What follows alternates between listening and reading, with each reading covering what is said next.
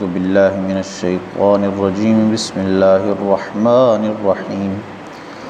صبغة الله ومن أحسن من الله صبغة ونحن له عابدون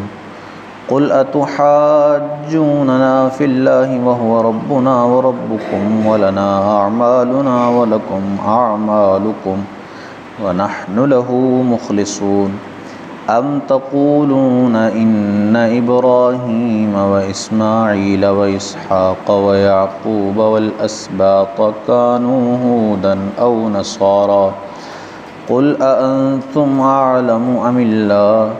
ومن أظلم ممن كتم شهادة عنده من الله وما الله بغافل عما تعملون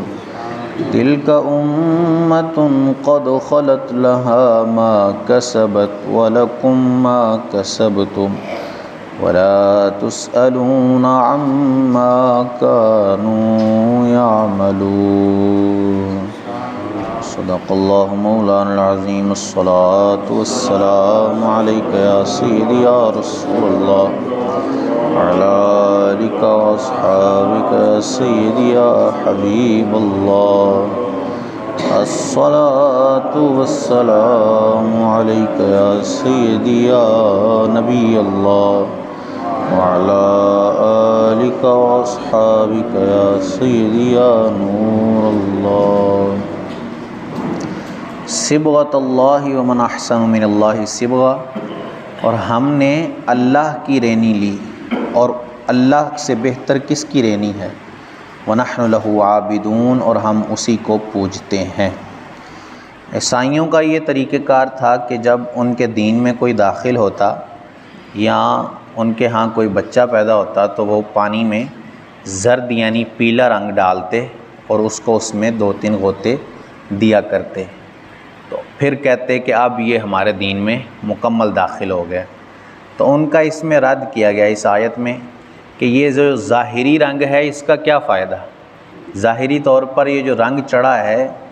اگر تمہارے دل کے اندر کفر و شرک پہلے سے ہی بسا ہوا ہے اور وہ ختم نہیں ہوا تو اس ظاہری رنگ کا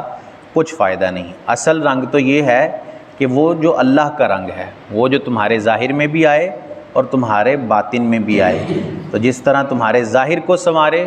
اور تمہاری ظاہری زندگی کو اچھا اور پاک کر دے، اسی طرح تمہارے باطن کو بھی سنوار دے اور تمہارے باطن کو شرک سے، بت پرستی سے اور گناہوں سے پاک کر دے۔ تو یہ اصل اللہ عز و جل کا رنگ ہے، باقی یہ ظاہری رنگ یہ کسی کام نہیں آنے والے۔ تو اس آیت سے ان کا رد کیا گیا۔ قل اتحاجوننا فی اللہ وہو ربنا وربکم، تم فرماؤ کہ اللہ کے بارے میں جھگڑتے ہو حالانکہ وہ ہمارا بھی مالک ہے اور تمہارا بھی، وَلَنَا أَعْمَالُنَا وَلَكُمْ أَعْمَالُكُمْ، ہمارے لیے ہمارے اعمال ہیں اور تمہارے لیے تمہارے اعمال، وَنَحْنُ لَهُ مُخْلِصُونَ، اور ہم خالص اسی کے بندے ہیں۔ یہ یہودیوں کے بارے میں آیت نازل ہوئی کہ یہودی کہا کرتے تھے کہ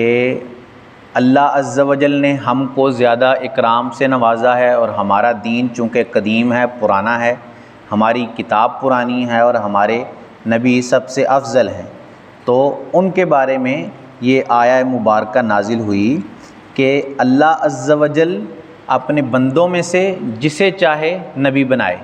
یہ اس کے اختیار میں ہے کہ جس کو چاہے نبوت عطا کرے اور جس کو چاہے فضیلت اور اکرام عطا کرے اور جس کی چاہے عزت ختم کر دے، اس سے کوئی کچھ سوال کرنے والا نہیں ہے۔ تو تم ہم سے اگر جھگڑ رہے ہو تو گویا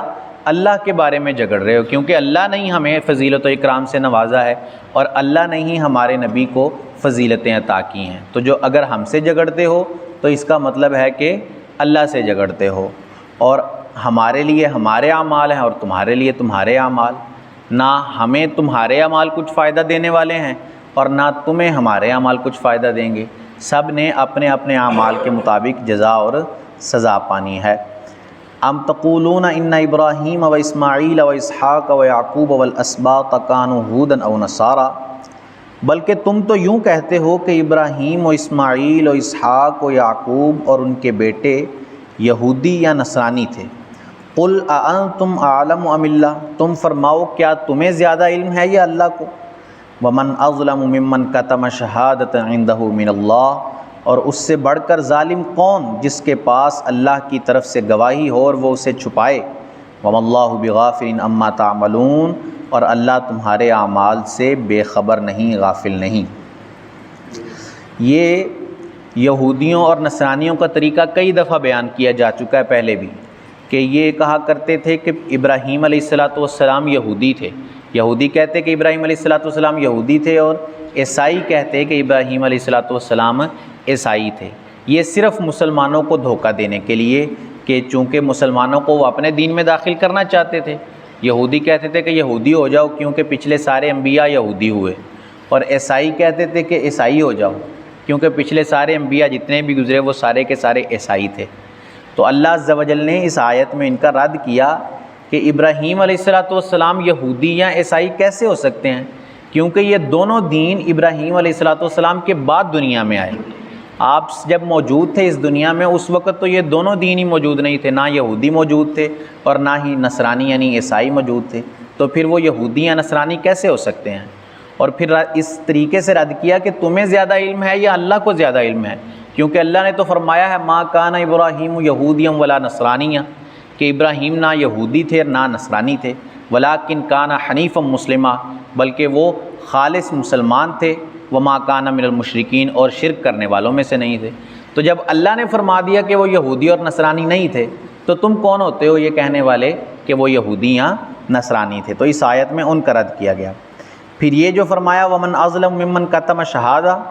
اور اس سے بڑھ کر ظالم کون جس کے پاس اللہ کی طرف سے گواہی ہو اور وہ اسے چھپائے، یہ یہودیوں کے بارے میں نازل ہوئی کہ انہوں نے توریت میں موجود سرکار صلی اللہ تعالیٰ علیہ وسلم کی جو نشانیاں، جو گواہیاں اللہ عز و جل نے بیان کی تھیں اور جو آپ کے متعلق اللہ عز و جل نے احکامات نازل کیے تھے، ان کو انہوں نے چھپا لیا۔ تو اس آیت میں ان کا بھی رد کیا گیا کہ اس سے بڑھ کر ظالم کون ہے جو اللہ کی آیتوں کو چھپاتا ہے۔ تلک امۃ قد خلت لہا ما کسبت ولکم ما کسبتم، وہ ایک گروہ ہے کہ گزر گیا، ان کے لیے ان کی کمائی ہے اور تمہارے لیے تمہاری کمائی، ولا تسألون عما کانوا یعملون، اور ان کے کاموں کی تم سے پرسش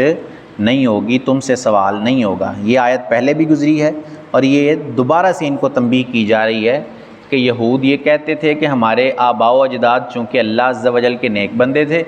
تو اگر ہم ٹھیک نہ بھی ہوں، ہمارے اعمال ٹھیک نہ بھی ہوں، تو ان کے اعمال ہمیں بچا لیں گے اور ان کے اعمال ہمارے کام آ جائیں گے۔ تو اس آیت میں ان کو متنبہ کیا گیا کہ انہوں نے جو کام کیے تھے وہ ان کے کام آئیں گے، اور جو تم عمل کرو گے وہ تمہارے کام آئیں گے، نہ ان کا عمل تمہیں کوئی فائدہ دے سکتا ہے اور نہ تمہارا عمل انہیں کوئی فائدہ دے سکتا ہے۔ تو اپنے اعمال کے مطابق تمہیں زندگی گزارنی ہے۔ اسی طرح آج کل ہمارے ہاں جو لوگ ہیں ان کو بھی یہ خیال کرنا چاہیے کہ اپنے کسی پیر کے پیچھے چل کر کہ کوئی یہ سمجھے کہ میرے پیر کے اعمال میرے کام آ جائیں گے، اور اپنی جو عمل ہیں ان کو چھوڑ بیٹھے اور صرف اسی پر تکیہ کیے رکھے کہ جو میرے نیک بندے گزر چکے ہیں پہلے میرے آباء و اجداد میں، انہی کے اعمال میرے کام آ جائیں گے۔ تو ایسا کچھ بھی نہیں ہے۔ اعمال کسی دوسرے کے اس وقت کسی کو کام نہیں آئیں گے۔ ولا تزر وازرۃ وزر اخری، اس دن کوئی جان دوسری جان کا بوجھ نہیں اٹھائے گی، ہر ایک کو اپنے اعمال کا بوجھ اٹھا کر چلنا پڑے گا۔ اللہ عز و جل سے دعا ہے کہ اللہ عز و جل ہمیں عمل کی توفیق عطا فرمائے، آمین بجاہ خاتم النبیین صلی اللہ علیہ وسلم۔ اللہم صلی علی سیدنا و مولانا محمد معدن الجود والکرم وعلی آلہ وصحبہ وبارک وسلم۔ یا الہی عز و جل نماز فجر ادا کرنا، درس کرنا اپنی بارگاہ میں قبول فرما، غلطیاں کوتاہیاں اپنی رحمت سے معاف فرما، ہم سب کی، ہمارے والدین کی اور رسول اللہ صلی اللہ علیہ وسلم کی ساری امت کی بخشش فرما۔ مالک ہم سب کو 5 وقت باجماعت نماز پڑھنے کی توفیق عطا فرما، ہم سب پر اپنی رحمت کی نظر فرما، ہمارے گھر والوں پر اپنی رحمت کی نظر فرما۔ سبحان ربک رب العزت عما یصفون وسلام علی المرسلین والحمد للہ رب العالمین، وصلی اللہ تعالی علی حبیبہ سیدنا و مولانا محمد وعلی آلہ واصحابہ اجمعین برحمتک یا ارحم الراحمین۔